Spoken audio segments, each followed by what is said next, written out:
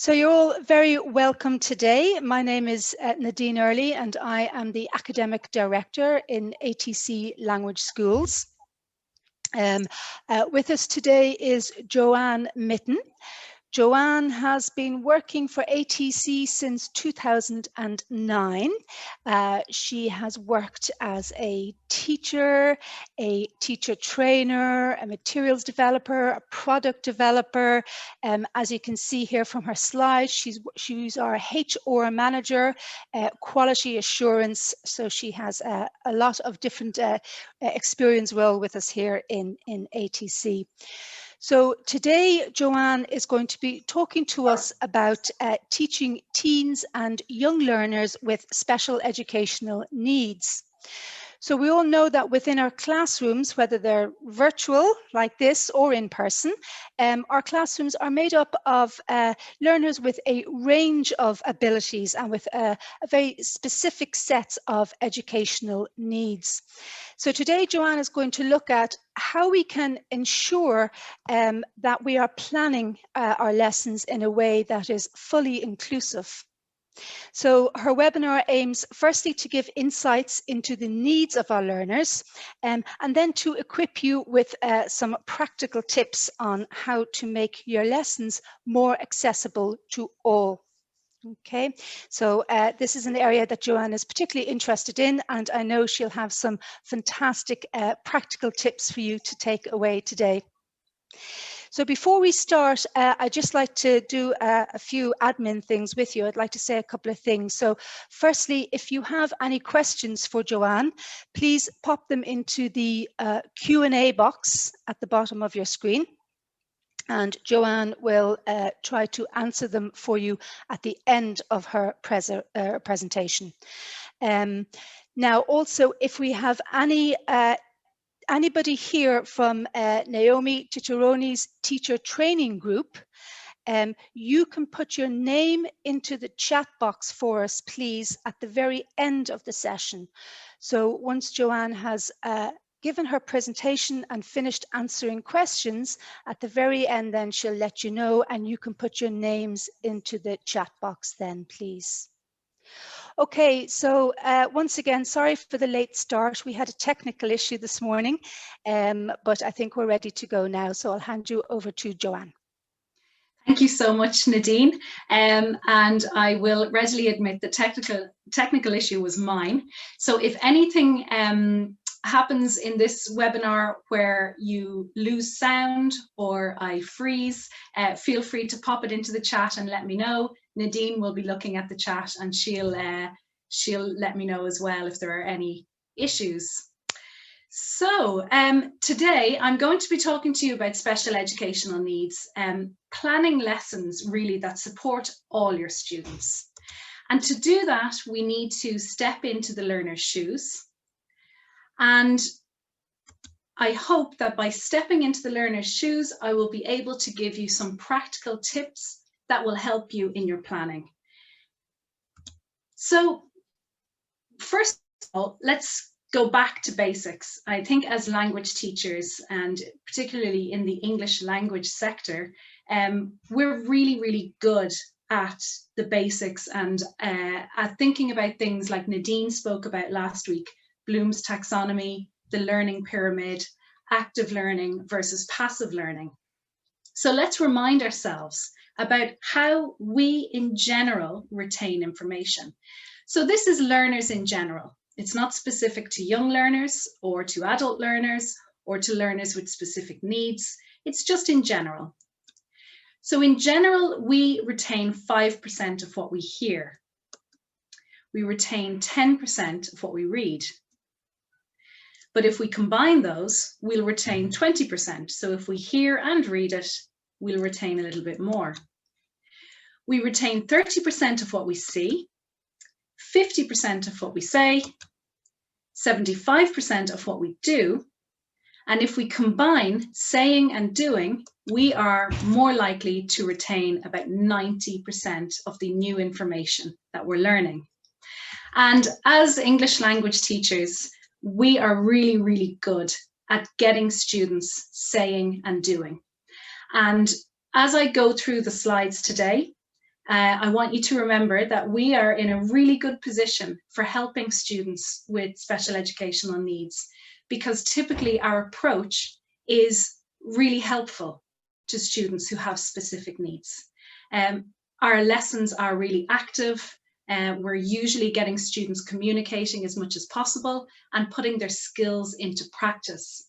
There's very little teaching from the front, or we try and reduce our talk time as much as we can. So keep up that good practice. If you feel that you're really working well in your classroom with active learning, keep doing that, because that is really helping your students who have special educational needs or learning differences or specific needs in the classroom. So I have no doubt that people in this webinar are already doing 90% of what is considered good practice for special educational needs. Now, today we're going to focus specifically on dyslexia. And the reason I want to focus specifically on dyslexia is because some of the techniques and strategies that we can use in our classroom if we're planning for dyslexic students actually helps for students with many different needs. So as we go through, you will see that I have some tips and tasks, and I can tell you that if you use them in your classroom, you're not just helping your dyslexic students, you're helping almost all your students in your classroom, but you're also helping students with problems with organization, problems with retaining information, problems with attention disorders, or trying to keep their focus in class. So by focusing on strategies for dyslexia, we can actually help the majority of our students. So dyslexia is can sometimes be a controversial topic in teacher training, and it's disputed as to what exactly dyslexia is. And it's very important to set out at the beginning that dyslexia differs from learner to learner. And you know, it's very rare that two students with dyslexia will have the exact same experience. But it's best described as a combination of abilities and difficulties, which affect the learning process in one or more of reading, spelling, writing, and in some cases communication and processing communication. So processing spoken language and producing spoken language. And it's important not to forget that point. So I will remind you of this throughout the lesson, but it's really important to remember that no two learners will have the same needs. And that goes for all the learners sitting in front of you. No two learners will have the same needs in English language, and they won't have the same learning needs or specific learning difficulties. You need to get to know your students, the students that you interact with every day, find out what they struggle with, and continue to read, research, and update yourself, because special educational needs is an area that is always developing, always changing, and research is continually happening. So it's really important that you keep yourself up to date as well. Hopefully in this webinar, you will get some practical tips and some advice, but I would suggest that you keep going with your own research as well. So it's really important that we have a lot of strengths. Our dyslexic learners have a huge amount of strengths, and you could say they have more strengths than they have difficulties. And it's vital as teachers that we focus on this first. So first of all, creativity and use of imagination. An ability to storytell in depth and to remember stories and events from long ago, from years ago, and to be able to tell those stories in a very creative, interesting, engaging way. Lateral thinking, so being able to think outside the box, being able to come up with different solutions within a group, being able to come at things from a different angle, see things from a different perspective. problem solving is a huge skill that many students who have dyslexia will display. And three-dimensional or big picture thinking. So seeing the end point. And as teachers, I'll talk about this a little bit later in the session, but as teachers, it's important that we help students see the end point. Why are we doing this lesson? Why are we doing this specific task?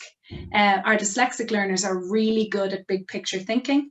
And when we plan for that type of thinking, it doesn't just help those learners, it helps all our learners figure out, why are we here? Why are we doing this? What's the point?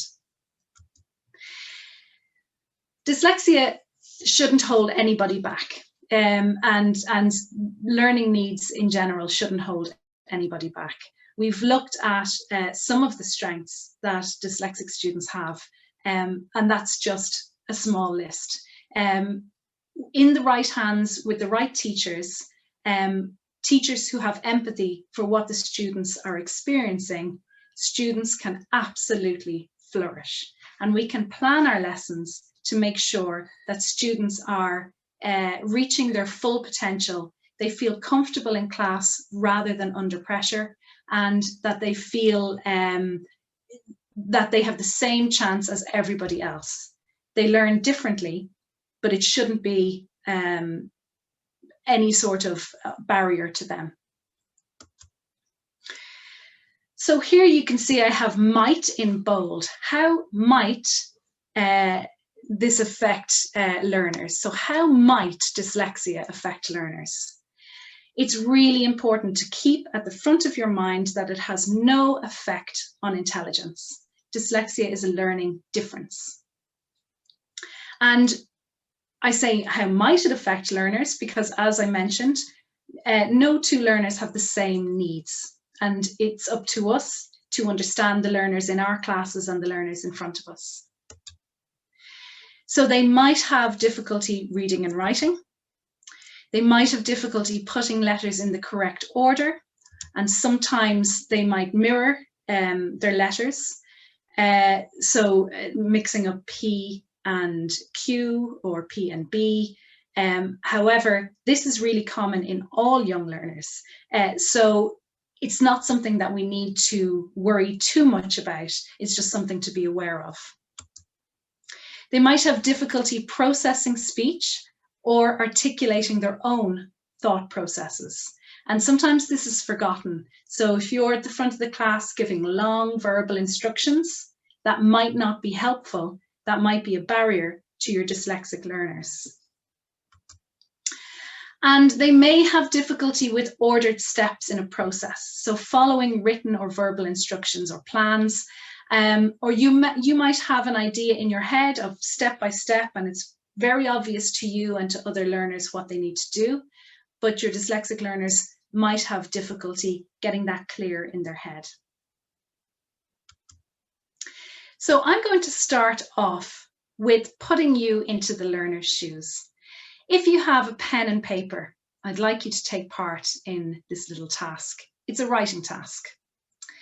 And I'm going to give you 90 seconds to write as much as you can of the following paragraph. So if you have a pen and paper, get ready. You have 90 seconds. I want you to start writing.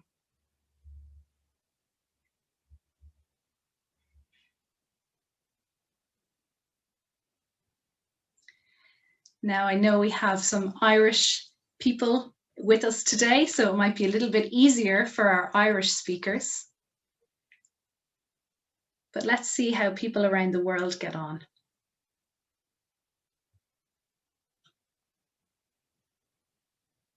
Okay, you've 1 minute left. Keep writing as much as you can. Make sure your spelling is correct. Make sure that you have the spaces in the right place and your punctuation is correct.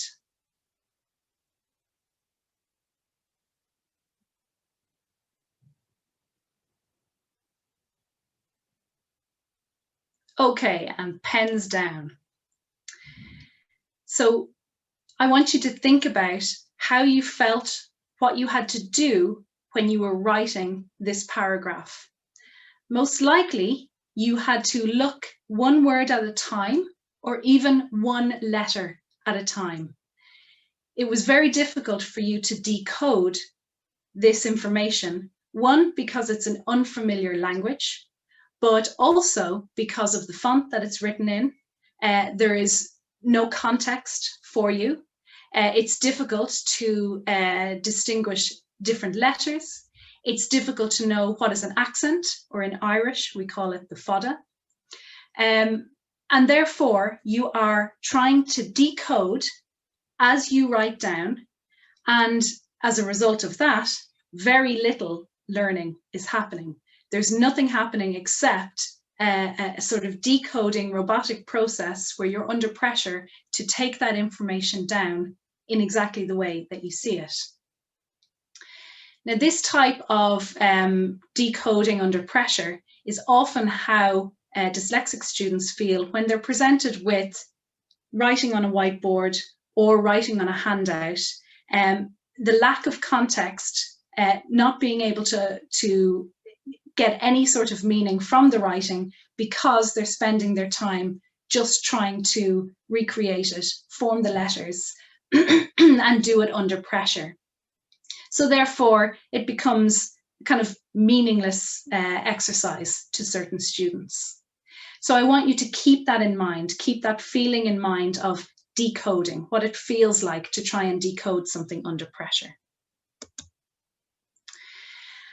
This idea of decoding has been spoken about by lots of different writers and educators who have dyslexia themselves. There's a graphic designer called Daniel Britton who came up with a graphic for what it feels like for him when he reads text. And this is the closest he got to what it feels like for him when he reads text. So he can make out the words, but it takes a lot longer. Sometimes you hear people talk about words moving around the page. Sometimes you hear learners talk about words being backwards or letters being backwards, or swapping letters, mixing up letters in a word. Learners will see things in different ways. They will experience their reading in different ways. But the thing to remember as teachers is it's that decoding. All the effort is going into trying to figure out what the words are, let alone the content of what you're trying to show them. So, you know, the content of your lesson is going out the window because they are working so hard on trying to keep up with getting the just the words across, or getting the words down on paper or reading. And here's another example that Daniel Britton came up with. So if you feel free to take a screenshot, this can be found online as well. This idea of parts of letters being visible. And this all depends on how we present our material to our students. But sometimes, you know, it's something that is very difficult to overcome. And it's something that you can only really understand when you put yourself in the shoes of your students. So now I want you to imagine describing your hobby to your friend. It's pretty easy. But now I want you to think about it without using the letter S. So I'm going to try. I really like going in water and moving that arm, and I go forward and I go back. So that's me describing swimming without using the letter S. It was fairly difficult. I had to think about it. I had to really search for the words. I knew exactly what swimming was, but I didn't have the word swimming. I couldn't use the word swimming, and I couldn't use any plurals. I couldn't use arms, legs. So it was a struggle, and it's pretty exhausting. Here's another one, which will exhaust you even more. Imagine describing your favorite food without using the letter E. So I will try it.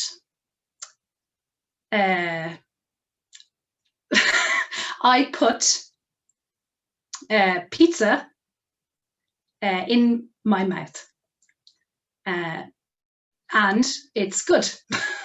So again, that's extremely difficult. I had to work even harder to try and get the language I needed to explain to you my favorite type of food. And the reason I'm doing these sorts of activities or showing you these sorts of activities is to get across the idea of the processing of communication can be very difficult for some of our students. It can be difficult in their L1, which is their mother tongue, their native language. Can you imagine how difficult it is when they go into the L2 classroom? So it's the idea of knowing what you want to say, particularly in your own language, knowing what you want to say and really having to think, to work that bit harder than everyone else in the class to articulate it and to get it out. And that is can become highly stressful, particularly if you're in a fast-moving class and you're feeling under pressure. So what can it lead to if these feelings and the class is flying along and everyone seems to be doing fine and they're silently struggling? Can lead to a lot of frustration. It can lead to demotivation, isolation, feeling like they're the only ones that struggle with this. And you can be sure that if you have one student struggling, you could have 5 or 10 students struggling, and they may not be dyslexic students, but they feel like they're the only students who are finding it difficult. This can then lead to disengagement, might lead to anger, and it might lead to changes in behavior. So there is a knock-on effect when students are silently struggling in class and then they start to internalize it and it becomes that vicious cycle. But what we can do as teachers is improve the student experience. So there are little things that we can do to help our students out, to make them feel like they are able to achieve, that they can do what other students can do and that they can keep up. And as I said before, all of these techniques, all of these little tips will improve the learning experience of all your students. It certainly won't hold anybody back, and it will also improve the outcomes of your lessons. So it will help your students actually do better when they engage in projects and engage in tasks. You should see a significant improvement in how they actually, or what they produce and how they produce it. So over the next few slides, I'm going to present you with a difficulty that dyslexic students experience, but remember that this can happen for any student really. These are experiences that a lot of us have already had as learners. And then I'm going to give you some solutions. But remember also that this is not a definitive list. There is a huge amount of reading out there. There's a massive amount of research that you can do yourself. So I encourage you to keep reading. So one of the difficulties is black text on white paper. It's very hard, I think, in general, for people to read large chunks of text on white paper, but for some students, our dyslexic students, it causes either a slight movement of the letters and the words. They may seem like they're on waves, like this. They might float out towards the student, and it takes a lot longer for the student to decode the words on the page. So some solutions are very simple, and you may have heard of these before. Coloured transparencies in your classroom are a fantastic resource to have. And it depends on the student. Some students read better on green backgrounds, some on light blue, some on purple. So get your students to try it out, see what works better for them. And when you put the transparency over the white sheet of paper, it has the effect of using coloured paper. So this is a very useful tool to have in your classroom because it's not very expensive. you're not printing lots of paper on lots of different colors on different colored paper. So it's quite useful. However, if you do have lots of teaching supplies, you can print your handouts on different colored paper and make sure you check with your students what works well for them. And we'll talk about color coding and different colored paper a little bit later on in the session. And then remember your font. So your font should always be larger than 20, and you should use fonts that are easier for dyslexic students to read. And you probably know yourself, you very rarely see Times New Roman these days. When I see Times New Roman now, I find it difficult to read. It's very tight. There are lots of ticks and flourishes, and it's actually not a very pleasant font to read. Fonts that do work well for your dyslexic students and for all your students are fonts like Calibri, Century Gothic, and Comic Sans. Now, there are specific fonts that you can buy or you can download online that are specific for dyslexic learners. But again, I would say, look at your learners in front of you, talk to them, try different colors and fonts with them and see how they react, which ones are best for them. So another difficulty that our students might have is dealing with abstract concepts and dealing with information out of context. So a classic example of this is to launch into a lesson on phrasal verbs or maybe relative clauses or any type of language lesson, and there's no context set up. They start working on the grammar structures and they start working through the language that you want them to know, but they've no context to put that language in. We know as language teachers, that's not a great way to start your language lesson. So already we've got the idea that context is really, really important. It's doubly important for our dyslexic learners. So they need to know the outcomes of the lesson. What is the aim? What is the point of this lesson? And even better still, what is the point of this module of lessons? Where will it get us in the future? What's my overall goal for learning this piece of information? And giving that big picture, giving that big idea really helps students with their focus, and it helps them when they start to lose a little bit of focus in a task to remember the end point and to remember that this just isn't a task floating on its own, it's part of a bigger picture. And we'll talk more about outcomes later in the session. It's important to deliver whole lessons. Okay, so you're giving the big picture, but it's really important for students that you start a lesson, at 9 a.m. and you come around to the end of that lesson at 10 a.m. Try to deliver a complete lesson. What I mean by that is when you leave something hanging in the middle, you say, okay, we're gonna pick this up on Wednesday. That is extremely difficult for your dyslexic learners, but it's also difficult for other learners with specific learning needs. By the time Wednesday comes around, they have done so many things in between, and it's that abstract idea of picking something up that they did, 2 days ago or even a day ago. Trying to keep your lessons whole with an objective at the beginning, some tasks leading towards the goal, then completing something and seeing their progress within that hour or 40 minutes is a really good way of helping your dyslexic students progress. But we also know this is a great way of helping any students progress, getting them to see the goal of their lesson. Give concrete examples, and I know as language teachers we're really good at that. Before you let students off on a task, give them a concrete example of what a successful completion of that task looks like, so they have a really good idea of what they're aiming for. And link it to their personal experience, link it to real life, link it to a relatable context. And we know again, as language teachers, context is the gateway into language, getting students to link things to the real world. So don't forget our learning pyramid. So when we're talking about this sort of big picture teaching, avoiding the abstract, getting students doing things, giving concrete examples before they do things.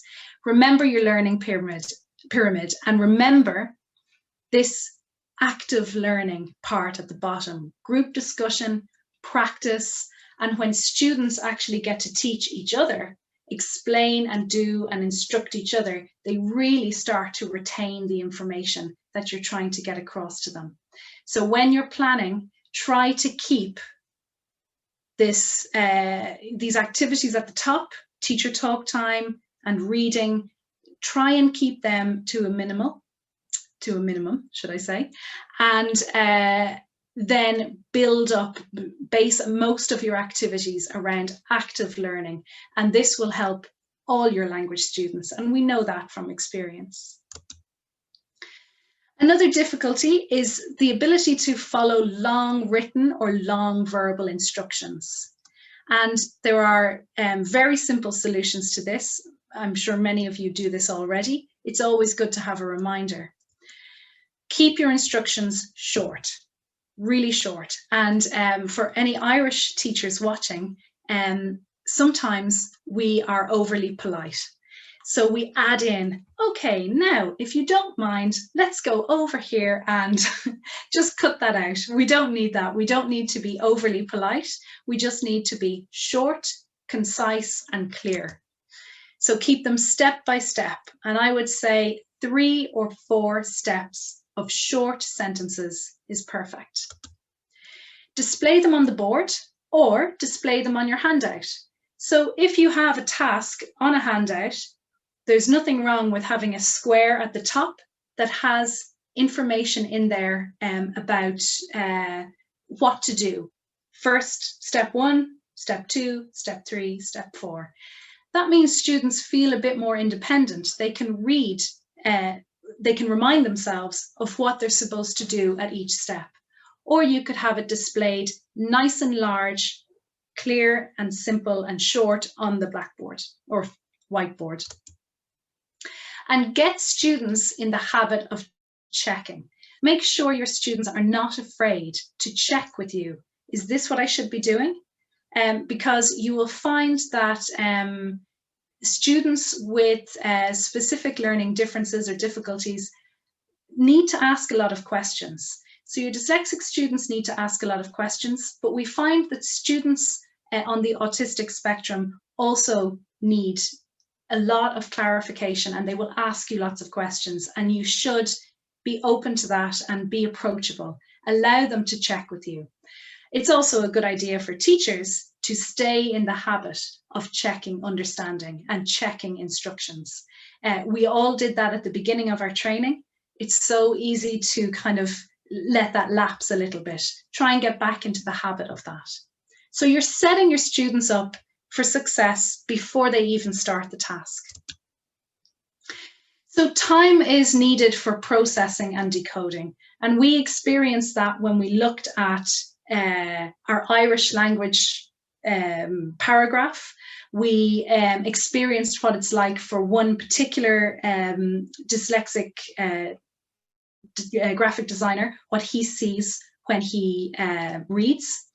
We need to remember that. Don't forget that that processing and decoding needs time. But of course, in a language class, everybody needs time. So this is perfect. Always remember to give your students think time, 10 seconds before you interrupt with an answer. Enjoy the silence. Let them sit there. Let them think about it. Let them be comfortable with working things out before they speak.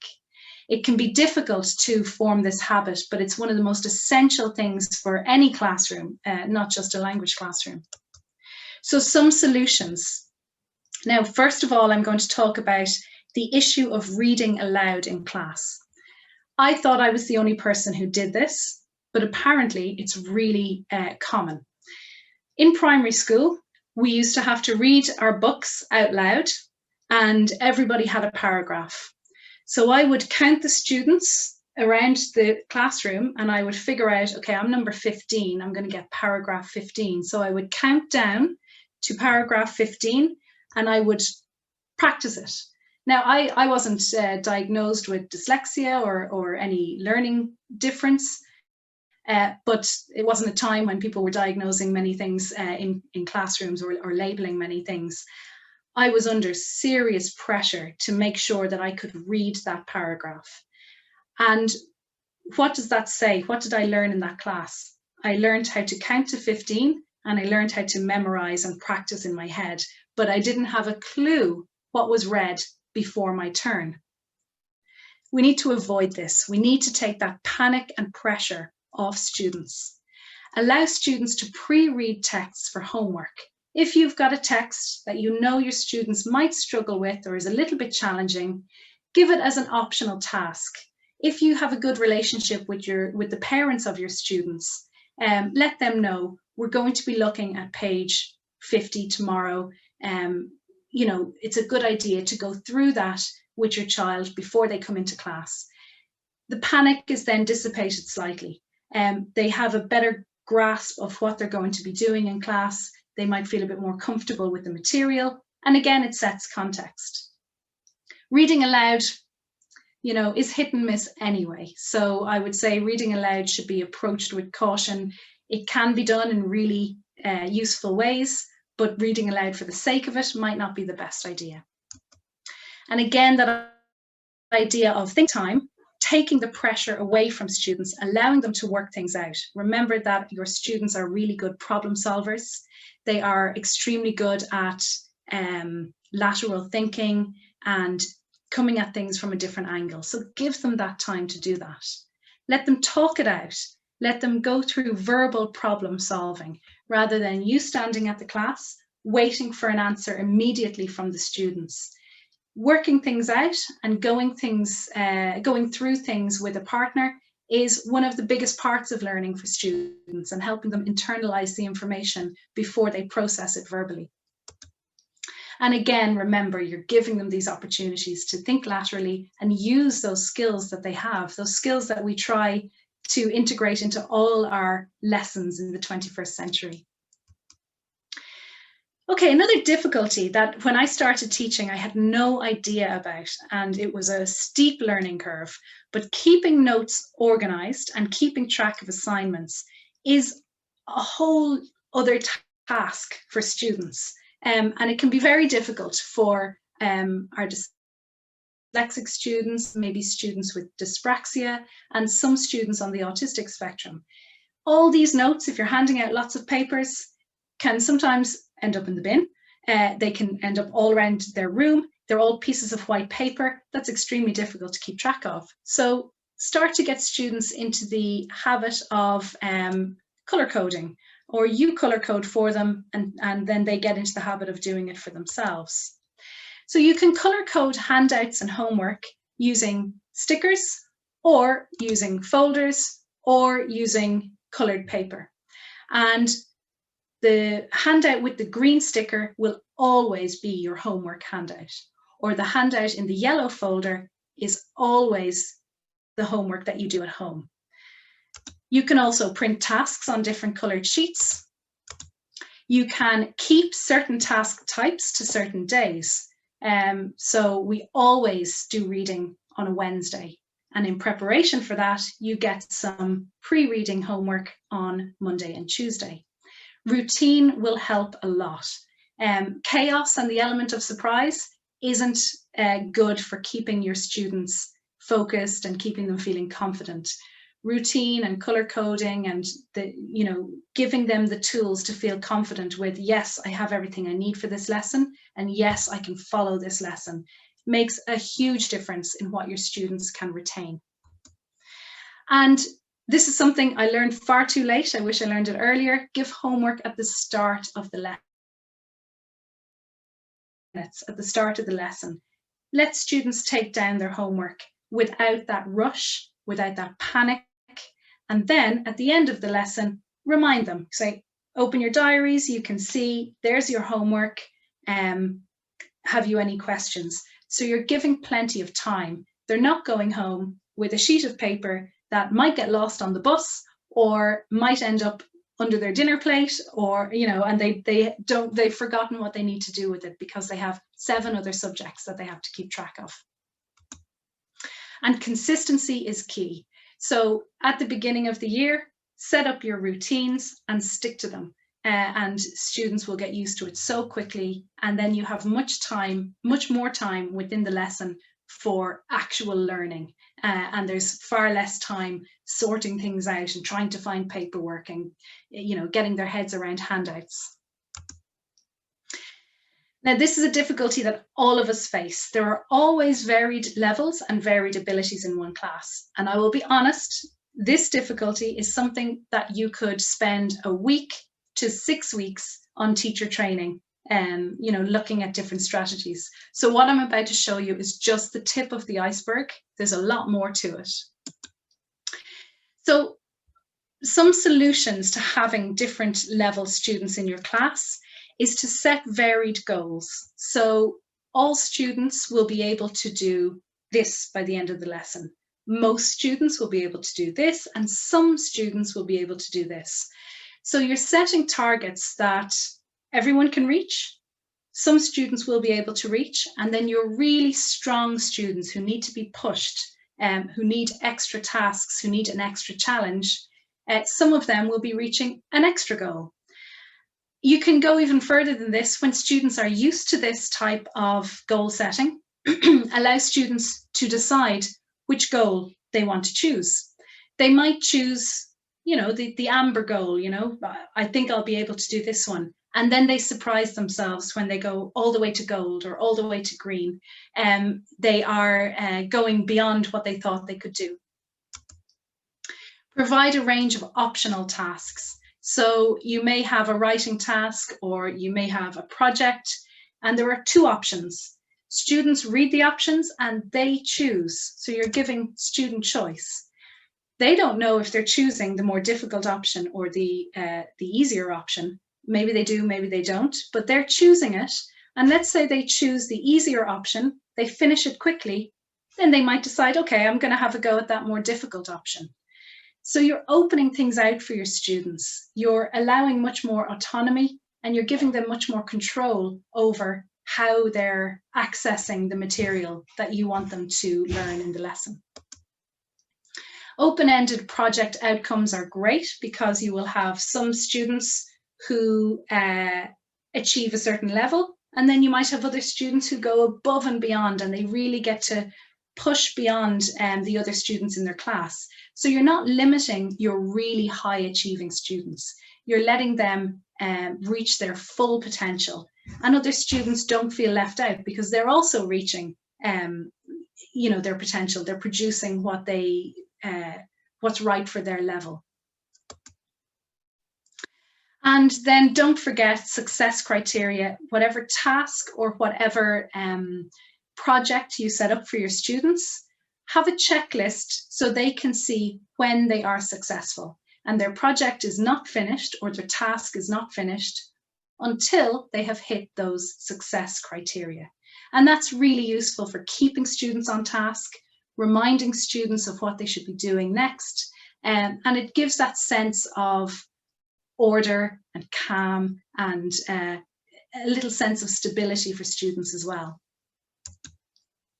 So now I'm just going to go through some tips on reading. So if we have a look, reading is always going to be a gateway into improving students' spelling, improving their writing, and improving their processing in general. But you need to choose the right books. So make sure you're not setting it too easy. They don't want to feel patronized. They don't want to feel like they are being given baby books. But again, don't set it too high. So in a couple of weeks ago, I talked about the Goldilocks rule for us as teachers and managers, setting things just right for yourself. We need to think about that for our students. And if you're looking at your class as a particular grade or a particular level altogether, it's not going to work that way. It works much better on an individual basis, where you're looking at individual students in front of you and understanding what they can access and what they might enjoy. You can integrate strategies for remembering sight words. So words that don't sound the way they look. And we know that English is full of these problematic words. Some strategies for that are multi-sensory techniques, which I will talk about in the next slide. But also thinking back to an idea that Nadine brought up, having difficult words or difficult phrases on little cue cards or on little key rings or prompts around their desk, words that they continually struggle with.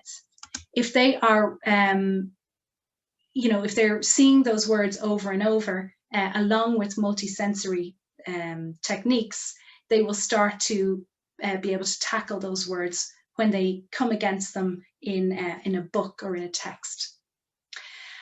And recognize mental exhaustion, because we've been through it today. We have been looking at decoding and trying to figure things out when you have no idea what it is.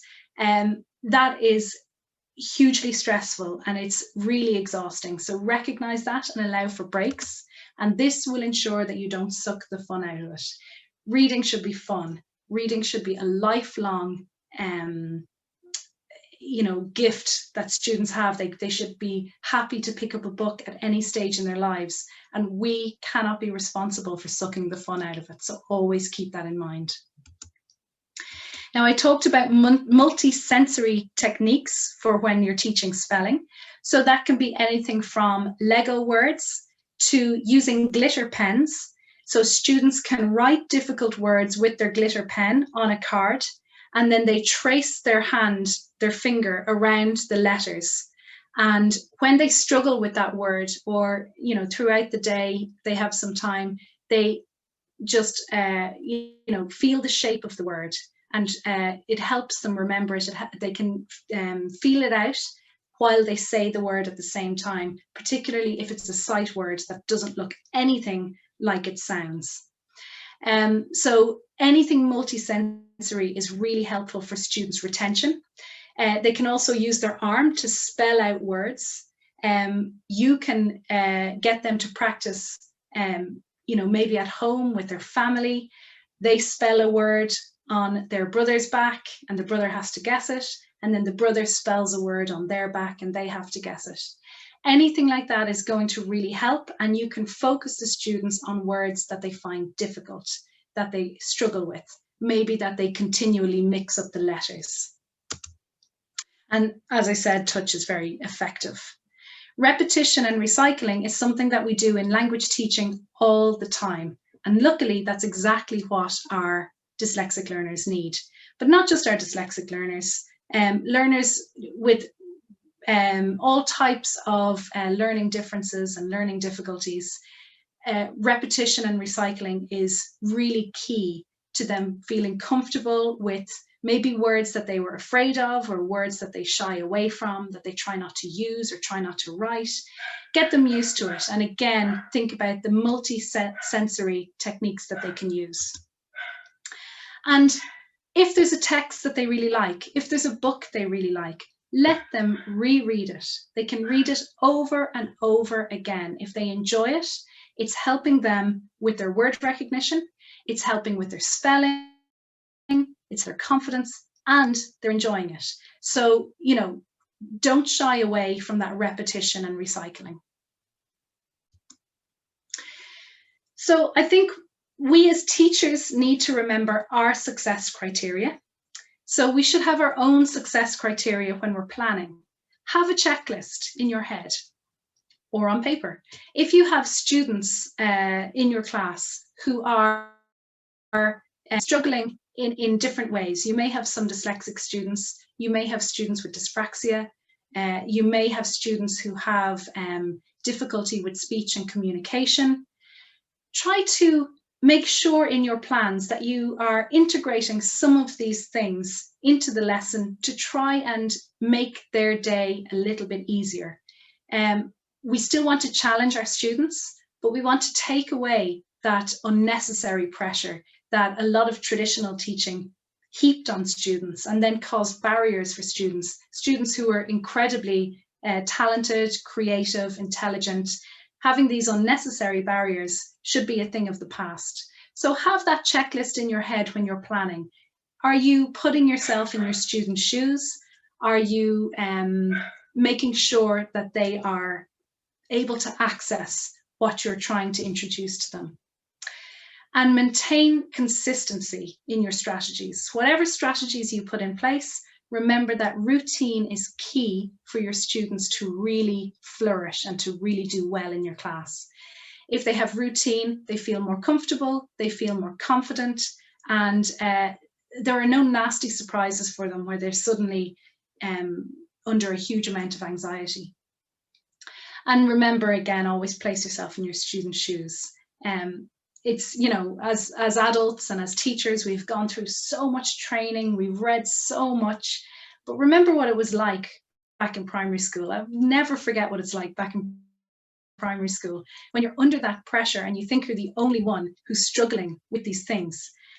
So always take a moment to think about the students in front of you and what they might be struggling with themselves.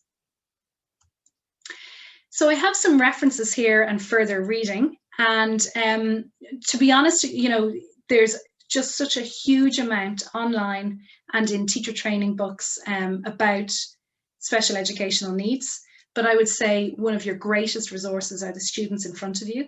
Find out what they struggle with, find out what they need, and go from there is usually a good way to start. So I'll leave that up for a moment.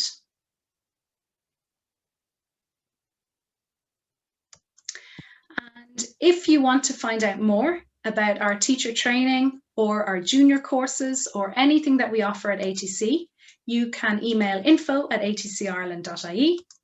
You can go to eltconnect.com, and that is our blog with teaching materials and articles on different aspects of education.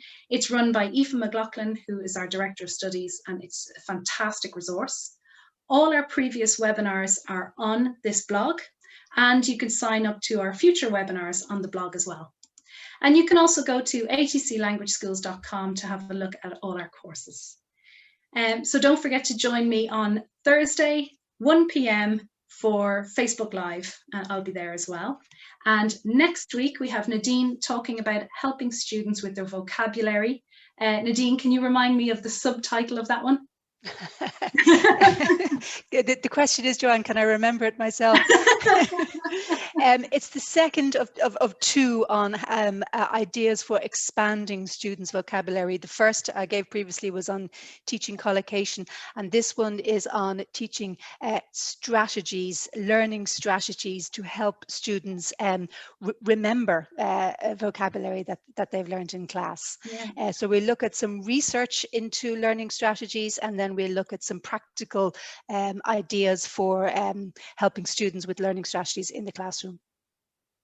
Brilliant, fantastic. So it should link well then to what we spoke about today. You know, absolutely. All these strategies help. Yeah. Thank you, Joanne. That was really interesting, really interesting, and very important too, because we don't always get this type of training on our teacher training courses. As language teachers anyway, we don't. So it's very important. We have a question, please, for you, Joanne, from Svetlana. Svetlana asks, how should we take needs lists if we are teaching, for example, history in English? Do we need to make two lists, two needs lists, one for history needs and one for English? That's a really good question. And I think actually you don't need to think about needs in the context of the subject. You should think about the needs in the context of the student. So does the student struggle with reading? For example, do they have problems decoding letters on a page? And if that's the case, then no matter what you're teaching, whether it's for history or for English, your material should be adapted so that that student can access that material on the page. If, for example, you are trying to set context, then it is a really good idea, you know, for your history and English class to start off with a nice concept or cartoon or something that places students in the situation, They can start using their imagination. They can start thinking about what was it like at that time. Can you imagine what it smelled like? Can you imagine the noises you would hear? And in that way, you're getting them to immerse themselves a little bit in the history, or the particular thing that you're trying to teach, and you're setting up a good context for the information that you're giving later. But what I would say is needs always start really with the student. What do your students need? And then you adapt your material and your subject around their needs. I hope that makes sense. Thank you, Joanne. We have another question from Svetlana. How should we correct mistakes when we work with children with dyslexia after their answers? That's a really good question as well. So I would say, first of all, take a different approach to how you're marking your students. So if you have students with dyslexia, it's a good idea to allow them to give you answers verbally rather than written. If your school allows that, if it allows them to have part of exams as verbal, where students can explain things to you, maybe they can use diagrams, and that's taken into account along with some written text. I would say don't overcorrect their writing.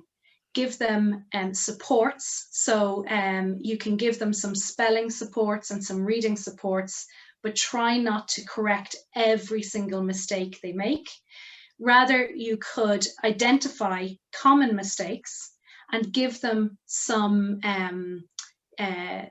tasks or some coping mechanisms to try and recognize those mistakes, maybe with the sensory cards, or with reading a familiar text a few times, rather than correcting. It's more about supporting rather than correcting. So the first step is to try not to mark them on their spelling, mark them on what they're able to produce verbally, and then put supports in place to improve their spelling and their writing rather than always correcting it, because they won't learn much from you correcting it, but they will learn a lot from your supports and the scaffolding that you put in place.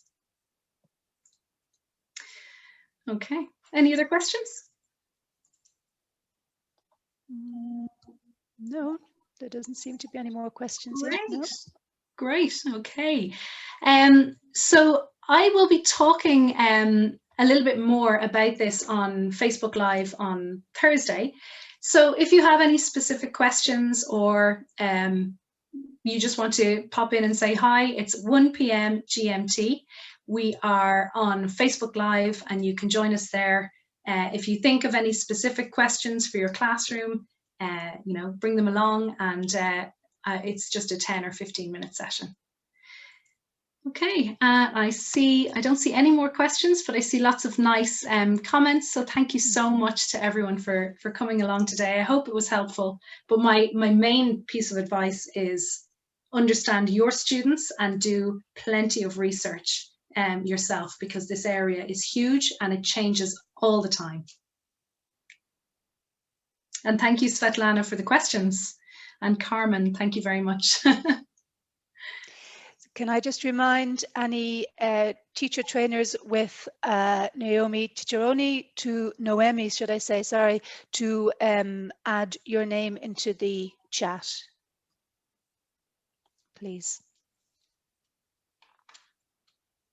Okay, and I think maybe we'll have lots of Noemi's teachers in the afternoon if they're not here today. Okay. Great. Okay, so thank you everyone for coming along. Thanks Nadine for moderating comments and everything. Oh, thank you very much, Lisa. That's a very nice comment. If anybody wants to get in touch, you can email us at info@atcireland.ie, and if you address it to me, it will get sent on to me. So if you want to collaborate, anyone who is an SNA or an English language teacher working outside the sector, and you want to collaborate, Lisa or Orla, anyone like that, get in contact with us, and it would be great to make that connection. And thank you, Svetlana. Thank you very much. Okay. Okay. So And just a reminder that if you want to view this webinar again, or you want to recommend it to colleagues, it is available on eltconnect.com, or it will be from